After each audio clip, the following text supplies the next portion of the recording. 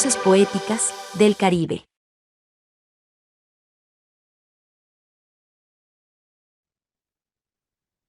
Hola, buenas noches. My name is Rafael Osuba.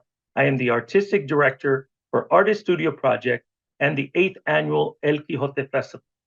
This year, our focus has been sharing stories and voices of the Caribbean. We have a lovely guest tonight. Her name is Margaret Cox. She's originally from Grenada. Help me welcome Margaret Cox. Hola, Margaret. How are you? Hola, Rafael. ¿Cómo está? Muy bien. Well, it's lovely to have you here with us today. I really do appreciate you taking the time to come and join us on our program of Poetic Voices of the Caribbean. Well, it's great to be here. Margaret, why don't you start off by telling us a little bit about yourself? Well, I'm Margaret Cox. I am originally from the small island of Carriacou, Grenada, in the Caribbean. And my family and I migrated to Brooklyn, New York in the late 70s. And tell us what drew you to literature? What got you to start writing? Life in general, key moments in my life, whether it's a happy moment or a sad moment, I always channeled my feelings and emotions into writing. I was kind of a quiet child, and instead of talking it out with people, I turned to poetry. Wonderful. And can you remember your first poem that you actually took the time to write? I think it was a poem that I did in elementary school. It was about Frederick Douglass. I remember it was Black History Month, and the teacher was asking us to write about a historical figure. And Frederick Douglass to me was really amazing. So I wrote about him. And I think I've been inspired by him over the years. I do teach African American literature, and I often begin my semester with Frederick Douglass. That's fantastic. So you teach, you're currently a professor over in Savannah? Yes, at Savannah State University. Great. And can you tell us about the themes that you cover in your poetry? Now, do you just write poetry, or do you also write other types of writing? Well, I'm working on some fiction right now, some historical fiction that's a blend of the history of my country, Grenada, and Shakespeare.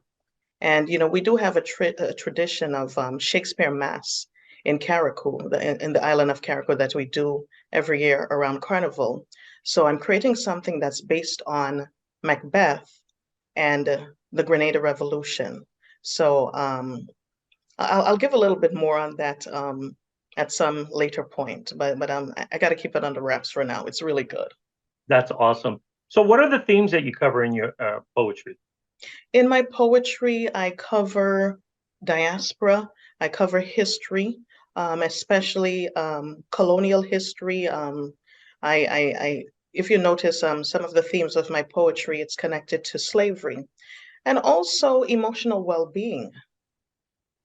Yeah, I know a lot of poets claim that poetry is therapy. It gives them an opportunity to kind of release and learn and research a little bit about those feelings that they have hidden, that they don't know where they come from. A lot of times we don't know what is the thing that's motivating us to write until our muse comes, right? And then we're inspired to write. And a lot of times different poets, they draw inspiration from many different things. Some are just really good at just writing about anything at any time. When does the muse come to you? When do you find that the muse comes to you? It comes again, it's connected to emotions, whether it's something that has happened to me or it happens to somebody that's close to me, or even something that happens in society. Like for instance, George Floyd, that incident, that unfortunate incident, it inspired me to write my first short story about police brutality, whether it exists here or in other parts of the world. It really shined the light on this and impacted me in a big way. And I was inspired to write about it. And as a way of dealing with the emotions that's associated with it. And, you know, I have a strong sense of empathy when it comes to these things. And here's a question for you.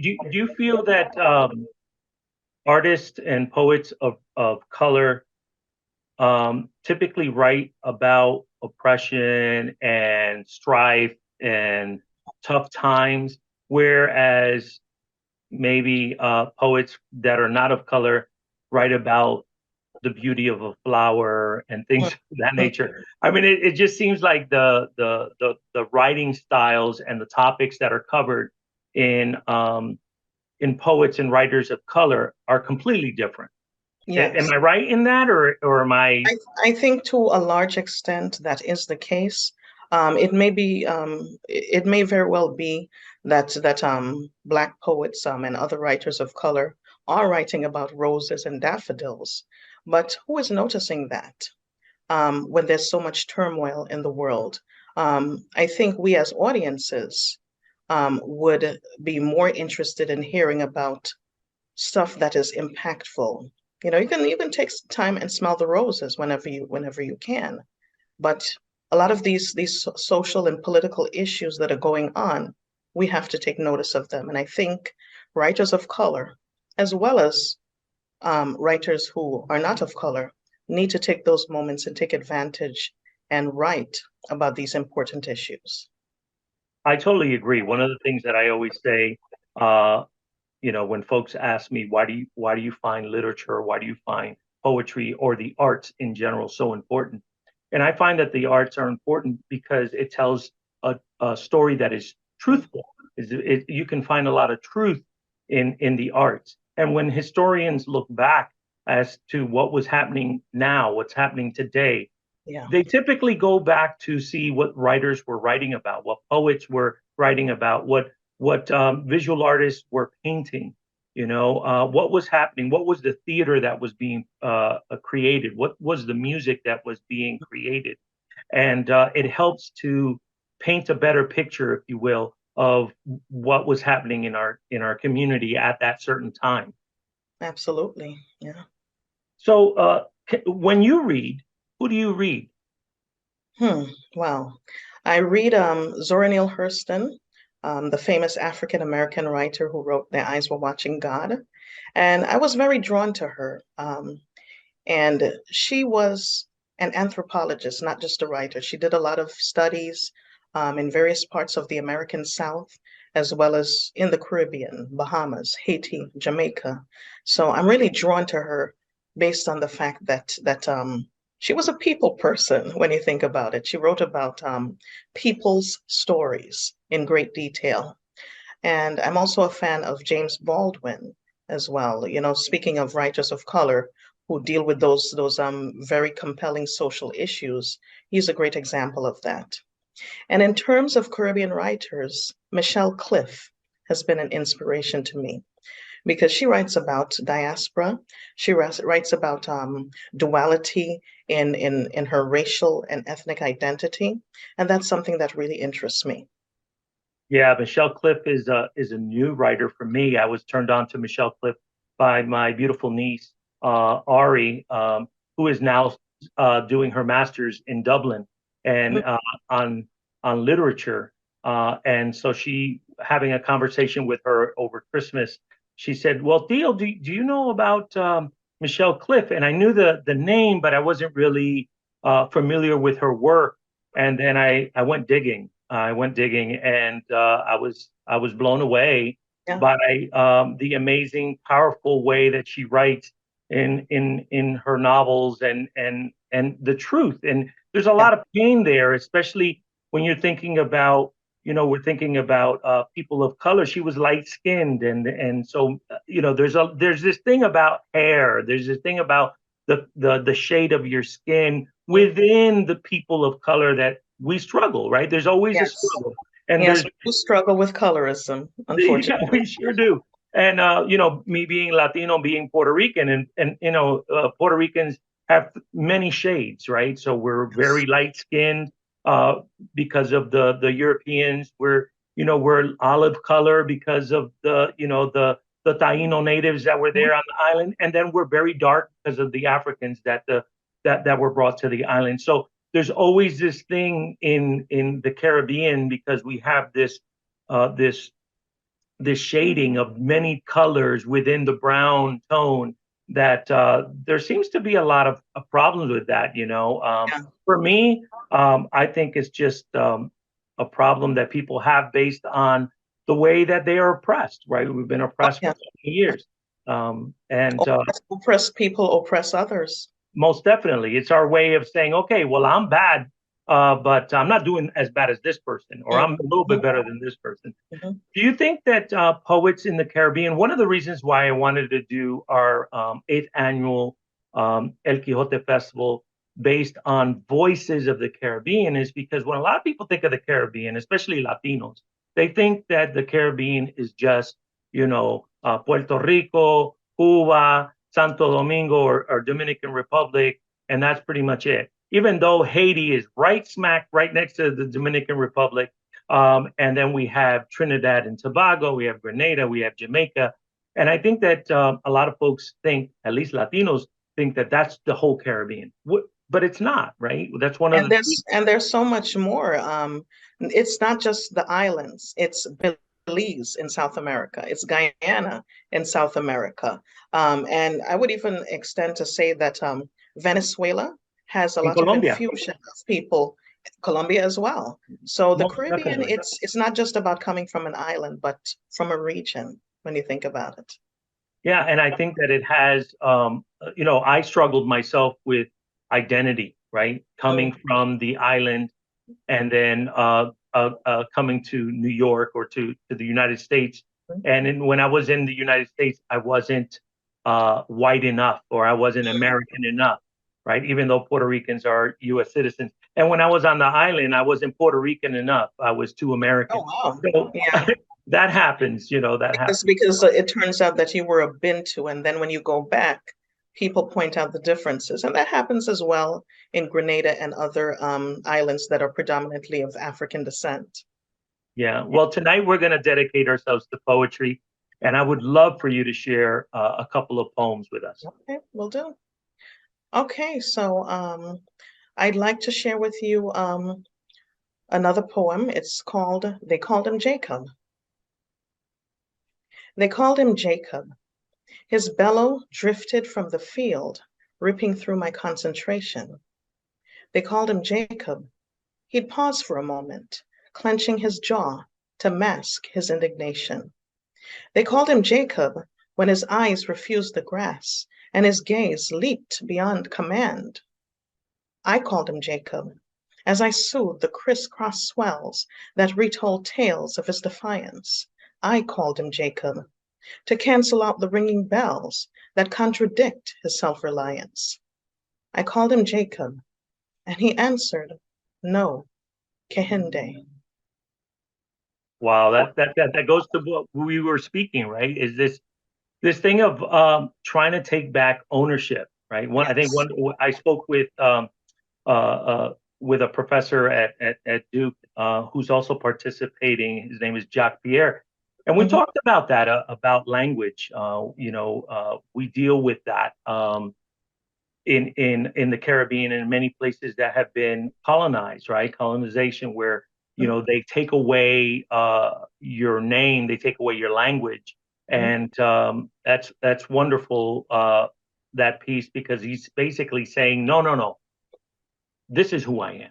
You can call me who you want to call me. That's my colonization name, or that's the name that was given to me, but this is who I am, and it's just taking back. That's powerful. Is there another one you'd like to share with us? Yes, there actually is, and it follows the same thread of identity and experience, especially when it comes to the enslavement of Africans. So this next poem is entitled A Woman's Burden. I come from a kingdom of women and men, made up of nations numbering 10. We live separately, yet existed as one, with similar interests as the moon and the sun. The sun clinged to my back with its gentle rays as it peeled through the grass and the morning haze. The red, muddy earth claimed me as her own, like a mother not letting go when her child is grown. I've grown fields and fields of rice throughout my life, as my father's one daughter, as my husband's sole wife. In cooperation with my nation, the crop flourished. We prospered in wealth and were well nourished. I nourished my son as I would on any day, and he was well fed. And then I let him run and play. I went back to my rice field and nourished it as well. And then suddenly, my paradise existence, it fell. It fell when the bell tolled in a non-Christian way, ringing in the morning and at the end of the day, loud and demanding of my very soul, a constant reminder of my role. My role as wife is finished. My status as mother, diminished. I service many needs without the bond of marriage. I suckle many mouths, my womanhood disparaged. Thank you. Wow, that's deep. That's amazing. And that's a truth that happens in our community a lot, unfortunately. Mm-hmm. Tell us, when you're teaching your students, your class, what are some of the reactions, or who takes these classes? Well, sometimes it's sophomore students, it's a requirement.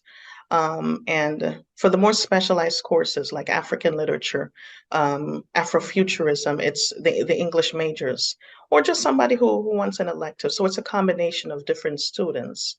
But teaching at Savannah State, which is a historically Black university, most of my students are African American or of African descent.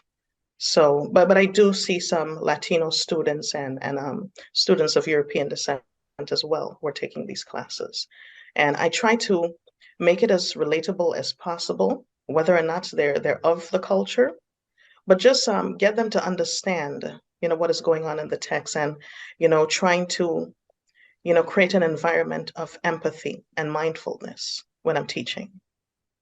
Yeah, and are these future politicians that are doing this? Are they mainly folks that are taking this course because it's part of maybe an English course, a literature course, or are they folks that just want to understand what's going on? Well, it's everybody. It's everybody. Some students, they're clear that they are business majors and they want to be entrepreneurs. Some students, I have another student. He's in one of my classes, and he's majoring in history, but he wants to be an advisor to politicians. And we were having a conversation yesterday about the importance of knowledge, the importance of knowledge of different aspects of culture, because in politics, you got to know who people are, who your constituents are. And as much information and understanding about different cultures as possible is needed. So I think with students taking these courses, whatever their majors are, it's about gaining that insight and knowledge that they wouldn't ordinarily know. Most definitely. And a lot of people don't realize why folks feel the way that they feel, or are acting the way that they act, or the baggage that they bring with them. So Yes. how are they going to be able to relate with them if they can't meet them where they are, right? So that's important. It's always interesting for me to find out who are the folks that are taking these classes, art classes, literature classes, because I feel like these courses are relatable and transferable to many different parts of professions, many different professions. Is there something else that you would like to share with us? Well, I'd like to share that I'm working on a series of cinepoems right now. So what a cinepoem is, it's a poem that you have the poem or you're working on the poem, but you're synthesizing it with images and sound. It's a film pretty much, but it's a poetic film. And these are short films? I mean, They're not going to be any more than 3 minutes because I don't think somebody wants to, sit through a poem that's a film for 10, 20 minutes. But no more than 3 minutes, three to 4 minutes. Wonderful. Well, as part of the El Quixote Festival, we also do the film festival. So we'd love to learn more about that when you have them ready, and that might be something that we could share to the audiences here. All right, great. I would like to thank you for taking the time to share with us a little bit about yourself, about your stories, your poems, so that folks can get a better understanding of the complexity and the diversity that we have in poetry, especially poetry from the Caribbean. And with that, I would like to say thank you and invite you to please come back. Okay, will do. Thanks for having me. Bye-bye now. Thank you, guys. We'll see you in the next one. Adios.